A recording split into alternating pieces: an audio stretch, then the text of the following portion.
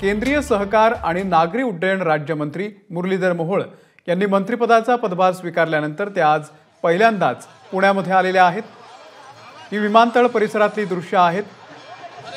पुणे एअरपोर्टवरती मुरलीधर मोहोळ यांच्या स्वागतासाठी महायुतीकडून जोरदार तयारी करण्यात आलेली आहे। ढोल ताशे वाजवण्यात येत आहेत। एअरपोर्ट पासून पुण्यातील भाजपच्या डीपी रोड पर्यंत तिथले जे पक्ष कार्यालय आहे तिथपर्यंत मोहोळ यांची मिरवणूक काढण्यात येणार आहे।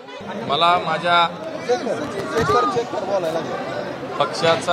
पक्षाच्या सगळ्या नेतृत्वाचा मनापासून या सर्वांना धन्यवाद देतोय। या सगळ्यांचा मला एक अभिमान आहे की वारंवार या विमानतळावरती समोर गर्दीत स्वागताला उभा असणारा कार्यकर्ता आज त्या कार्यकर्त्याचं स्वागत करायला सगळे कार्यकर्ते आम्ही एकत्र, म्हणजे हे फक्त भारतीय जनता पार्टीतच होऊ शकते। आणि म्हणून एक सर्वसामान्य कार्यकर्त्याला माझ्या पक्षाने, माझ्या नेतृत्वाने, माननीय मोदीजी असतील, माननीय अमितभाई आहेत, माननीय नड्डाजी आहेत, माननीय देवेंद्रजी आहेत, बावनकुळे साहेब आमचे दादा आहेत, या सगळ्या मंडळींनी मला जी काही काम करायची संधी दिली आहे।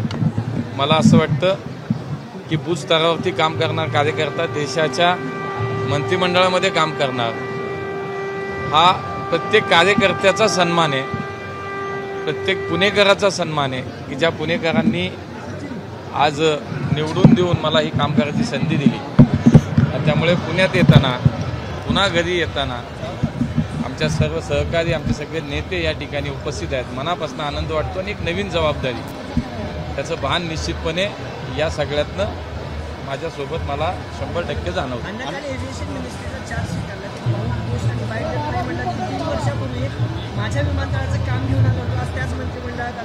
आम्ही सगळे दादांच्याच नेतृत्वाखाली आम्ही सगळे गेलो होतो, तेव्हा विमानतळाचाच विषय होता। या विमानतळाच्या अनेक समस्या होत्या, काही संदर्भ होते, त्यासाठी आम्ही गेलो होतो। आणि काल तिथल्या पत्रकारांनी एकाने विचारलं की आपलेच मराठी पत्रकार होते, त्यांनी विचारलं की तुम्ही 2-3 वर्षापूर्वी साधारणतः इथं आला होता पुण्याचं काम घेऊन महापौर म्हणून, आज तुमच्याच हातात काही सूत्र आली इथं, तर निश्चितपणे तो एक आनंद आहे, समाधान आहे की देशाची सेवा करण्याची आता संधी मला माननीय मोदीजींच्या नेतृत्वाखाली आमच्या सगळ्या नेत्यांच्या मार्गदर्शनामध्ये या ठिकाणी मिळणार। महत्त्वाचं आहे। महाराष्ट्रात सहकार खूप मोठ्या प्रमाणात महाराष्ट्र खरं तर आपण म्हणतो सहकाराकडून समृद्धीकडे, महाराष्ट्र राज्य असं आहे की ती एक सहकाराचं मोठं जाळं या राज्यामध्ये आहे। समाजातल्या शेवटच्या माणसाला सहकाराने आधार दिला आहे।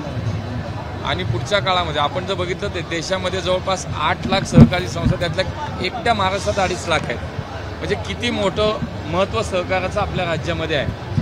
आणि म्हणून या निमित्तानं या खात्याचाही एक राज्यमंत्री म्हणून निश्चित मला जबाबदारी माझी वाढते। माझ्या पक्षानं, माझ्या नेत्यांनी दिलेलं काम जे आहे प्रामाणिकपणे करणं, दिलेली जबाबदारी चांगल्या पद्धतीने निभावणं, मला हे पुढचं माझं महाराष्ट्रात काय पहिल्यांदा आता करायचं तुमचं ध्येय, म्हणजे सहकारमध्ये असेल किंवा नाही, याच्यामध्ये खूप गोष्टी आहेत। एक तर आता शहर आहे, राज्य आहे, याच्याबरोबर देशाची सेवा करण्याची संधी आहे, पण निश्चितपणे प्राधान्य हे शहराला, राज्याला राहणार। आपल्या पुण्याचे काही विषय आहेत, राज्यातले काही विषय आहेत, त्याच्यावरती खूप काही गोष्टी आहेत। सुरुवात आहे, हळूहळू बोलूया। अमित शहा बरोबर काय गप्पा झाल्या? अमित शहा सोबत काय गप्पा नाही, काही कामासाठी गेलो त्यांच्यासोबत। हा एक चांगला, मला असं वाटतं की माझ्यासारख्या कार्यकर्त्याला खरं तर त्यांच्याकडे बघून आम्ही काही शिकतो, ज्यांचा आदर्श घेऊन आम्ही कार्यकर्ते काम करतो, ज्यांना बघण्यासाठी असं वाटायचं अमित भाईंना बघायचं आहे, अमित भाईंना भेटायचं। आज माझ्यासारख्या कार्यकर्त्याला त्यांच्यासोबत त्यांचा एक सहकारी म्हणून काम करायची संधी मिळते आहे। खूप काही शिकण्यासारखं आहे आणि निश्चितपणे त्यांच्यावर काम करायचं म्हणजे दडपण पण आहे। 7 खासदार मिळालेले आहेत, एक मंत्रिपद आहे, आणखीन एक मंत्रिपद मिळू शकतं, सुनेत्रा वहिनींनी इच्छा व्यक्त केलेली आहे, काय सांगाल तुम्ही? नाही, शेवटी पुढे काय होणार आहे, संधी जर मिळणार ते सगळ्यांना मिळू शकते ना, असं काही नाही। ते शेवटी हा ज्या त्या शेवटी वरिष्ठ लेवलच्या पातळीवरचा विषय आहे।